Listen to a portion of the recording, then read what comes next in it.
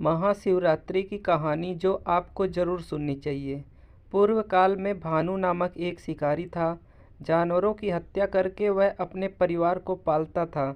वह एक साहूकार का कर्जदार था, लेकिन उसका ऋण समय पर नहीं उतार सका।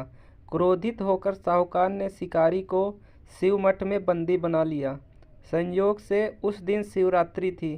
शिकारी ध्यान मग्न होकर शिव संबंधित धार्मिक बातें सुनता रहा।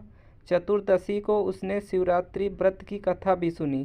शाम होते ही साहूकार ने उसे अपने पास बुलाया और ऋण चुकाने के संबंध में बात की। शिकारी अगले दिन सारा ऋण लौटा देने का वचन देकर बंधन से छूट गया। अपनी दिनचर्या की भांति वह जंगल में शिकार के लिए निकला, लेकिन दिन भर बंदी गृह में रहने के कारण भूख प्यास से शिकारी व्याकुल था। शिकार खोजता हुआ वह बहुत दूर निकल गया। जब अंधेरा हो गया तो उसने विचार किया कि रात जंगल में ही बितानी पड़ेगी।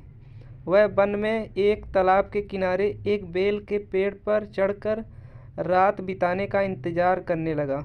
बेल वृक्ष के नीचे शिवलिंग थी, जो बेल के पत्तों से ढका हुआ था।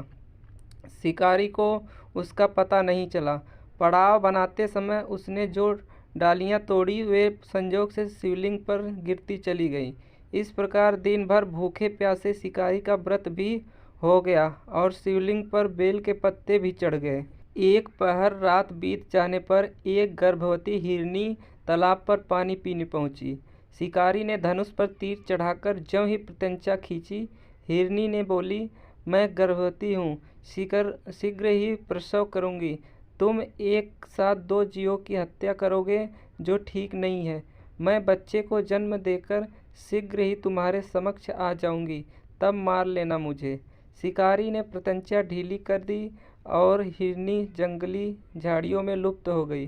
प्रत्यंचा चढ़ाने तथा ढीली करने के वक्त कुछ बेलपत्र अनायास ही टूटकर शिवलिंग पर गिर गए। इस प्रकार उसने अनजाने में ही प्रथम प्रहर का पूजन भी संपन्न हो गया। कुछ ही देर बाद एक और हिरनी उधर से निकली। शिकारी की प्रसन्नता का ठिकाना न रहा। समीप आने पर उसने धनुष पर बाण चढ़ाया। तब उसे देख हिरनी ने विनम्रता पूर्वक निवेदन किया, हे शिकारी, मैं थोड़ी देर पहले ऋतु से निर्वित हुई हूँ, अपने प्रिय की खोज में भटक रही हूँ। मैं अपने पति से मिलकर शीघ्र ही तुम्हारे पास आ जाऊंगी। शिकारी ने उसे भी जाने दिया। 2 बार शिकार को खोकर उसका माथा ठनका। वह चिंता में पड़ गया। रात्रि का आखिरी पहर बीत रहा था। इस बार भी धनुष से लगकर कुछ बेलपत्र शिवलिंग पर जा गिरे तथा दूसरे प्रहर का पूजन भी संपन्न हो गया। तभी एक अन्य हिरनी अपने बच्चों के साथ उधर से निकली। शिकारी के लिए यह सुनहरा अवसर था। उसने धनुष पर तीर चढ़ाने में देर नहीं लगाई। वह तीर छोड़ने ही वाला था कि हिरनी बोली, हे शिकारी, मैं इन बच्चों को इनके पिता के हवाले करके लौट आऊँगी। इस समय मुझे मत मारो। शिकारी हंसा और बोला, सामने आए शिकार को छोड़ दूं?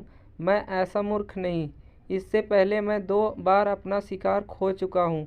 मेरे बच्चे भूख प्यास से तड़प रहे होंगे। उत्तर में हिरनी ने फिर कहा, जैसे तुम्हें अपने बच्चों की ममता सता रही है, ठीक वैसे ही मुझे। हे शिकारी, मेरा विश्वास करो, मैं इन्हें इनके पिता के पास छोड़कर तुरंत लौटने की प्रतिज्ञा करती हूँ। हिरनी का दीन स्वर सुनकर शिकारी को उस पर दया आ गई।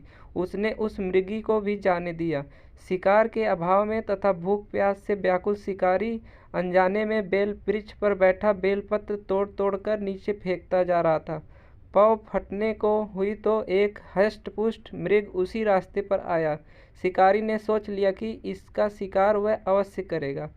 शिकारी की तनी प्रत्यंचा देखकर मृग विनीत स्वर में बोला, हे शिकारी, यदि तुमने मुझसे पूर्व आने वाली 3 मृगियों तथा छोटे छोटे बच्चों को मार डाला है तो मुझे भी मारने में विलम्ब ना करो, ताकि मुझे उनके वियोग में एक क्षण भी दुखी ना रहना पड़े। मैं उन हिरनियों का पति हूँ। यदि तुमने उन्हें जीवन दान दिया है तो मुझे भी कुछ क्षण का जीवन दान दो।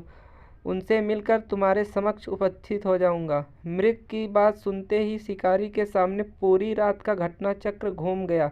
उसने सारी कथा मृग को सुना दी तब मृग ने कहा, मेरी तीनों पत्नियां जिस प्रकार प्रतिज्ञाबद्ध हो गई हैं, मेरी मृत्यु से अपने धर्म का पालन नहीं कर पाएंगी। अतः जैसे तुमने उन्हें विश्वास पात्र मानकर छोड़ा है, वैसे ही मुझे भी जाने दो, मैं उनके साथ तुम्हारे समक्ष आ जाऊंगा। शिकारी ने उसे भी जाने दिया।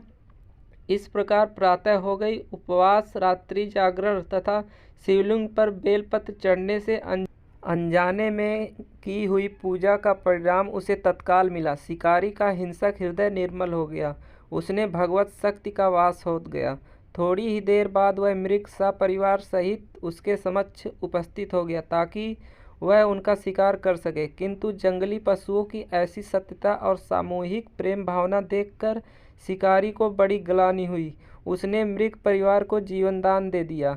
अनजाने में शिवरात्रि के व्रत का पालन करने पर भी शिकारी को मोक्ष की प्राप्ति हुई। जब मृत्यु काल में यमदूत उसके जीव को ले जाने आए तो शिवगणों ने उन्हें वापस भेज दिया तथा शिकारी को शिवलोक ले गए।